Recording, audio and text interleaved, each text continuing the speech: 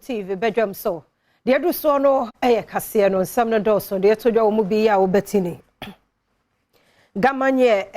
na yie no ho hyehye no court nsam bi na ebare ho no ne ade no se ye ye free ho ya kwanya na ba se na nan matan kwanya won kransa se so ebetumi ahia asie ye ndehie ye de konsam no ebeba. Adrobofo ne akwantufo ye a wo mo fa afe na so ne numre so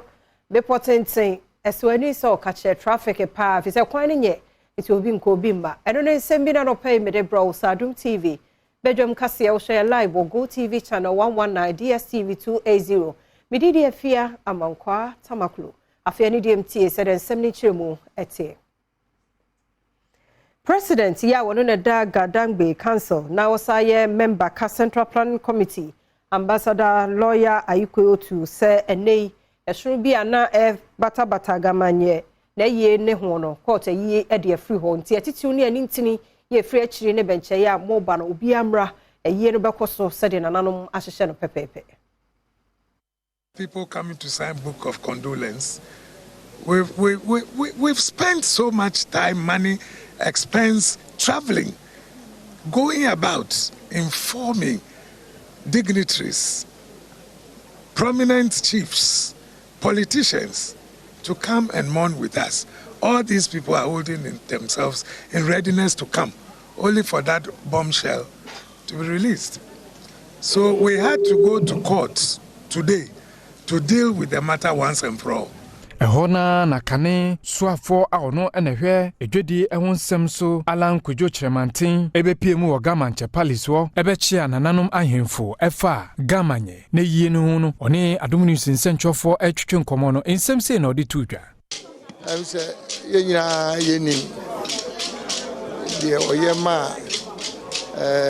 Ga traditional area ene Ghana man nyina se wo hwe ya hema ewo Ghana man mu a omudi akotin wo nye dwumapon a omoye wo mo ankasa baabi a wo mo wo no omo boaboa ma no afesu so omo tu ahemfo no sofo nti ahema for de wo mo bibia ombe bia no ema Adrobafo ni akwantufo a womo enam fina so ne nomre so ekọ bepotenten a ni nyina wo Amansia Central Mensimu wo Asantemante mu no nyame anim no obi nko obi mma fi se kwan no enye kura mfie bebre ni wo mabọ ho anso mpanifo nti na de ya kura ne se yase track kese bi so asa akose wo fina so de wura mu nomre so kwan ni nti ene kura obi anko obi mma Adom kase etwa so so dwi nipa ho so pemfo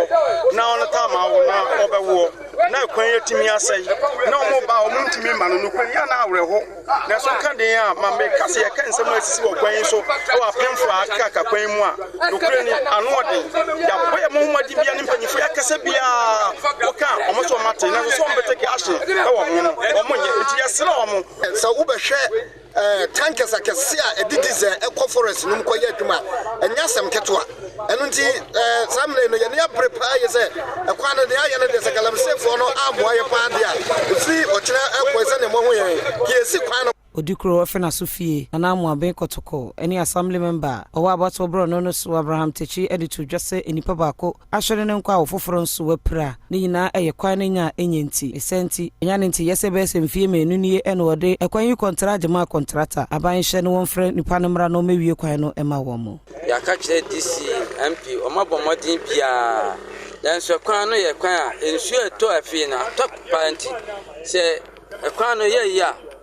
kan fa so na akwana started sinking first year DC MP betwa so second year DC MP betwa so third year no na abande akwana ma contract into contractor ne ba so no so the federal roads ne ba mo se wo contractor sam de nya dom baye me ka twom so omunya botre san se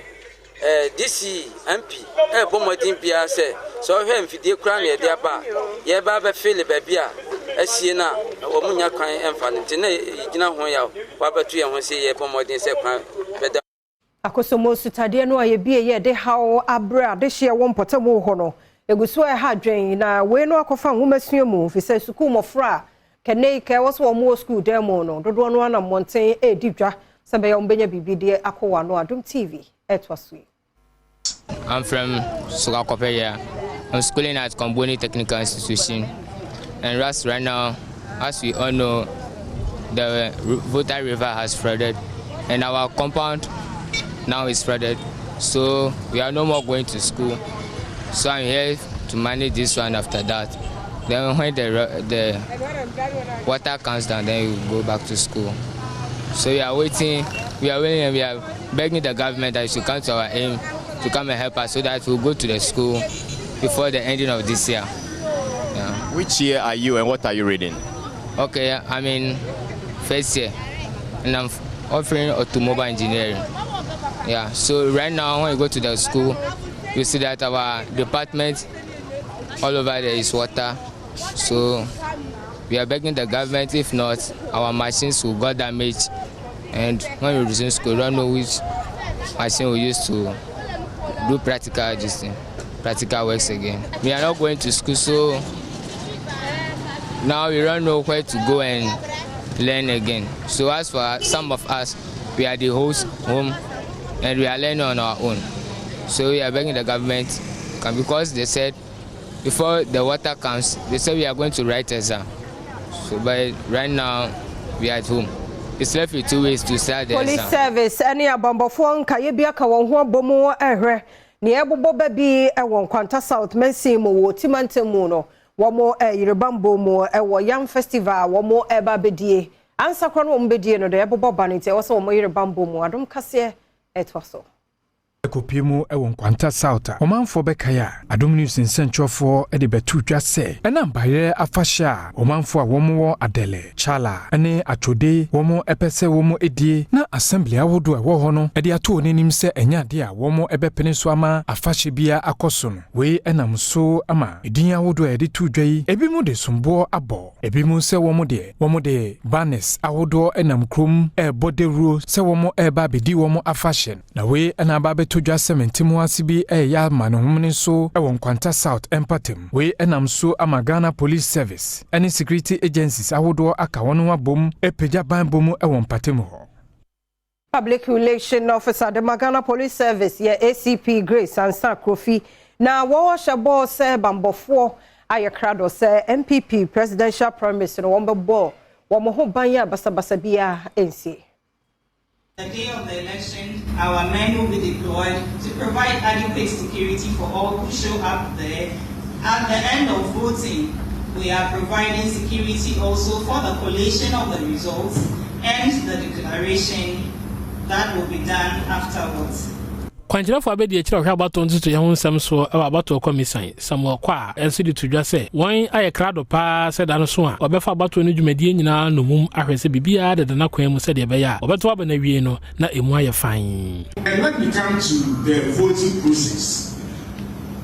we are going to have elections like the general elections that we have, but this time around we are going to have an officer who will be in charge of the queue. That we call the queue controller. The security arrangement has been made in such a way that before you come to the inner perimeter, your particulars will be checked in the register before you come to where the voting will take place. Jemtren ya bedi akire de ma abejoku a wo hwa abato ne ntoto yeso kwabena abankwa yebo a enso de tudwa se abejoku no ayenhye se obeja abato no dwumadie nyina de ama abato commission ne Ghana Police adwumaku no. AC has given quite an elaborate process, and therefore we expect the party people who cooperate with both the EC and the police who are manning the activities of the day.